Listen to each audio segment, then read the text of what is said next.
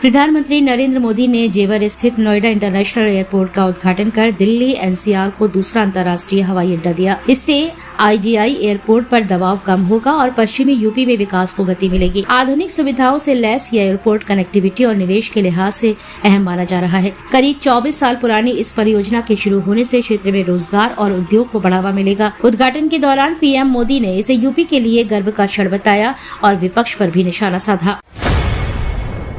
मुख्यमंत्री योगी आदित्यनाथ ने कहा है कि नोएडा इंटरनेशनल एयरपोर्ट उत्तर प्रदेश के विकास को नई ऊंचाई देगा। पीएम मोदी के मार्गदर्शन में बना यह एयरपोर्ट कनेक्टिविटी, निवेश और रोजगार के नए अवसर पैदा करेगा।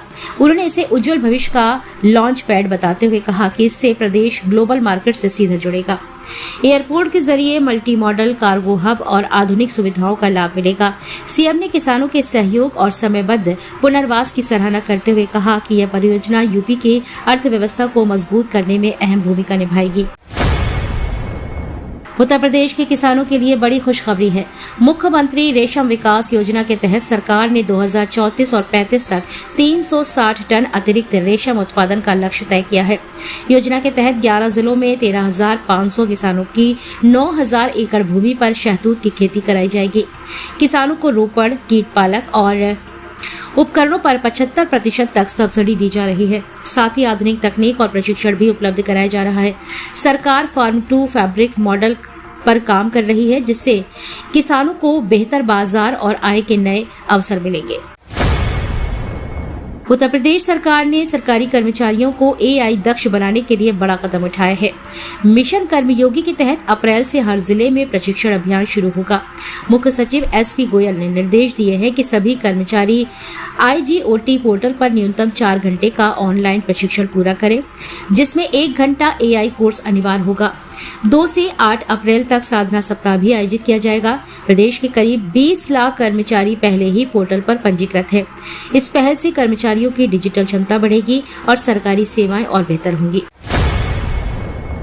उत्तर प्रदेश में मतदाता सूची के विशेष पुनरीक्षण के बाद बड़ी अपडेट सामने आई है। एसआईआर प्रक्रिया में 3.26 करोड़ मतदाताओं की सुनवाई पूरी हो चुकी है। अक्टूबर 2025 में फ्रीज सूची में 12.55 करोड़ नाम थे, जबकि अब सूची अंतिम में 13.25 करोड़ से अधिक मतदाता शामिल होने की संभावना है।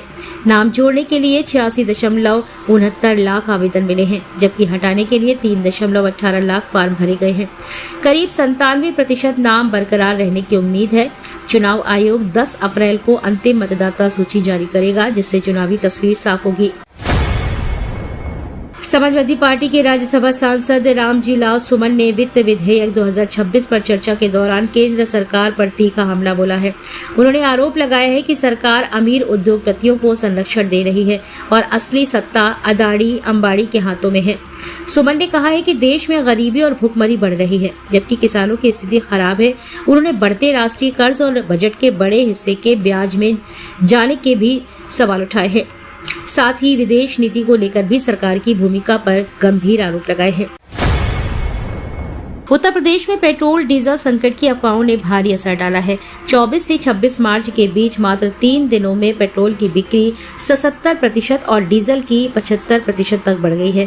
पूर्वांचल के देवरिया, कौशाम्बी, गोरखपुर, प्रतापगढ़ और प्रयागराज में मांग 200% से अधिक पहुंच गई है। लखनऊ में भी पेट्रोल खपत 109% तक बढ़ी है। वहीं एलपीजी की सप्लाई पर भी दबाव दिखा है, जहां मांग के मुकाबले केवल 58% डिलीवरी हो सकी है। सरकार ने पर्याप्त स्टॉक का दावा किया है, फिर भी अफवाहों के चलते पंपों पर लंबी कतारें देखी जा रही हैं। कृषि मंत्री सूर्य प्रताप शाही ने कानपुर में एमएसएमई कॉन्क्लेव के दौरान कहा कि उत्तर प्रदेश के किसान अब उद्यमी बनेंगे। उन्होंने बताया कि सरकार किसानों को एफपीओ के जरिए सीधे बाजार से जोड़कर उनकी आय बढ़ाने पर काम कर रही है।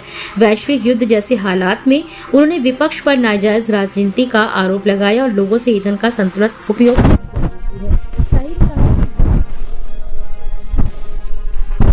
और अब मछली उत्पादन में भी अग्रसर है। वहीं सरकार हर साल 1 लाख युवाओं को रोजगार से जोड़ने का लक्ष्य रख रही है। मिर्जापुर में रामनवमी पर श्री राम शोभा यात्रा के दौरान बिजली कटौती को लेकर भाजपा विधायक रत्नाकर मिश्रा भड़क गए। उन्होंने अधिकारियों को फोन पर कड़ी फटकार लगाते हुए कहा कि अगर जानबूझकर बिजली काटी गई तो सख्त कार्रवाई होगी। करीब 6 घंटे बिजली बाधित रहने से नाराज लोगों ने सड़क जाम कर प्रदर्शन किया। विधायक मौके पर पहुंचे और अधिकारियों से जवाब मांगा है। वहीं बिजली विभाग ने आंधी पानी के कारण पेड़ गिरने से सप्लाई बाधित होने की बात कही है। आश्वासन के बाद जाम खत्म हुआ और स्थिति सामान्य हुई है।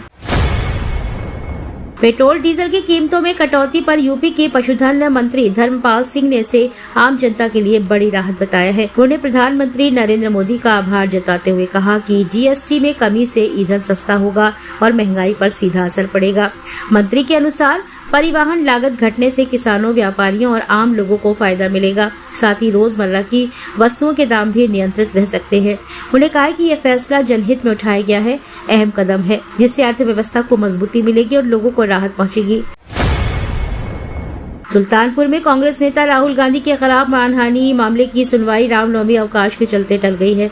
अब इस पर आज विशेष एमपी एमएलए कोर्ट में अहम सुनवाई होगी। मामला केंद्रीय गृह मंत्री अमित शाह पर कथित टिप्पणी से जुड़ा है। राहुल गांधी पहले ही अदालत में पेश होकर बयान दर्ज करा चुके हैं। अब आगे की कानूनी प्रक्रिया पर सबकी नजरें टिकी हैं। यह केस राजनीतिक और कानूनी दोनों दृष्टि से महत्वपूर्ण माना जा रहा है, क्योंकि इसमें अभिव्यक्ति की स्वतंत्रता और मानहानि कानून के बीच संतुलन का सवाल भी जुड़ा है। सरकारी बैंक में नौकरी की तैयारी कर रहे युवाओं के लिए बड़ा मौका है। बैंक ऑफ बड़ौदा ने ग्रुप हेड, टेरिटरी हेड और डिप्टी मैनेजर समेत कई पदों पर भर्ती निकाली है। आवेदन प्रक्रिया 27 मार्च से शुरू हो रही है और इच्छुक अभ्यर्थी 16 अप्रैल 2026 तक ऑनलाइन अप्लाई कर सकते हैं। उम्मीदवारों के पास ग्रेजुएशन के साथ संबंधित योग्यता होना जरूरी है। आयु सीमा पद अनुसार 24 से 45 वर्ष तक तय की गई है, जबकि आरक्षित वर्ग को छूट मिलेगी। आवेदन शुल्क सामान्य वर्ग के लिए 850 रुपए और SC ST के लिए 175 रुपए रखा गया है। फिरोजाबाद की ASP अनुज चौधरी ने फिल्म धुरंधर 2 देखने के बाद माफिया अतीक अहमद के किरदार पर तीखी प्रतिक्रिया दी है। उन्होंने कहा है कि अतीक कोई शरीफ व्यक्ति नहीं बल्कि मोस्ट वांटेड अपराधी था, इसलिए फिल्म में उसका वैसा ही चित्रण सही है। उन्होंने फिल्म के विरोध को गलत बताते हुए कहा कि इसमें तथ्यों से छेड़छाड़ नहीं की गई है। ASP ने फिल्म को समाज के लिए प्रेरणादायक बताया है और लोगों से इसे देखने की अपील की है। उनका यह बयान सोशल मीडिया पर तेजी से वायरल हो रहा है। उत्तर प्रदेश में ईंट भट्टों के लिए पर्यावरणीय मंजूरी अनिवार्य कर दी गई है, लेकिन स्पष्ट प्रक्रिया तय न होने से असमंजस बना हुआ है। सरकार के आदेश को 3 महीने बीत चुके हैं, फिर भी आवेदन की न ऑनलाइन और न ही ऑफलाइन व्यवस्था तय हो सकी है। खनन विभाग की चुप्पी से स्थिति और उलझ गई है। भट्टा संचालकों ने सरल और पारदर्शी प्रक्रिया की मांग की है। विशेषज्ञों का कहना है कि इसमें उद्योग प्रभावित हो रहा है और पर्यावरण नियमों का सही पालन भी नहीं हो पा रहा है, जिससे प्रशासनिक खामियां उजागर हो रही हैं। 29 मार्च 2026 को उत्तर प्रदेश के मौसम में हल्का बदलाव देखने को मिल सकता है।